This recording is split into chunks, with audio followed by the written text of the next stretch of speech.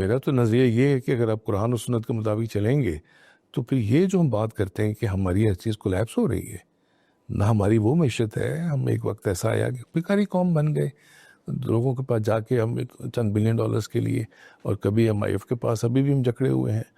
پھر جو ہمارے یہاں عام آدمی کی جو حالت ہے، ہم یہ ایک جملہ لکھتے ہیں کہ دفعہ کہ اسلامی فلاحی، بھائی اسلامی ہونے کا مطلب بھی فلاحی ہوتا ہے. تو جو آپ پرابلمز اپنے بتا رہے ہیں، وہ پرابلمز اگر ایک اسلامی آئین ہے تو پھر تو آپ بڑی خوفناک بات ہم کر رہے ہیں. ہم کہہ رہے ہیں کہ یہ تو ہم نے پھر ثابت کر کے دیکھ لیا ہے کہ بھئی ہم نے قرآن و سنت کے مطابق چلنا ہے، لیکن ہم تو نہیں چل پا رہے اس کے مطابق. جبکہ حقیقت یہ ہے کہ میں تو مغربی نظاموں کی بات کرتا ہوں.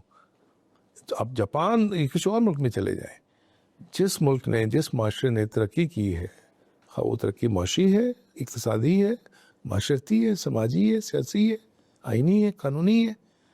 آپ جب ان کے پرنسپلز کو دیکھیں گے نا تو آپ کو لگے گا کہ یہی گولڈن پرنسپلز ہیں، یہی ہائر ویلیوز ہیں جو آپ کو دین آپ کو دیتا ہے، اور اس پہ عمل کرتے ہیں.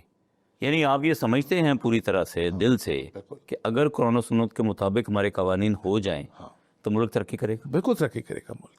اس کی وجہ یہ کہ اس میں جو بنیادی بات ہے وہ استحصال نہیں ہے، وہ ایک عام طبقے کا، جو کہ اب کبھی کبھی ہم سوچتے ہیں کہ بھی یہ عام طبقے کی بات کیوں کی جاتی ہے، یا فکر جو ہے وہ مجھے زکوٰۃ کو آپ لے لیں، مجھے بتائیں. مجھے صاحب کہنے لگے جی زکوٰۃ کا تو پھر مطلب یہ ہوا کہ دین پہلے سے یہ سمجھتا ہے کہ کچھ لوگ کمزور ہوں گے یا اس قابل ہوں گے کہ ان کو زکوٰۃ دی جائے گی.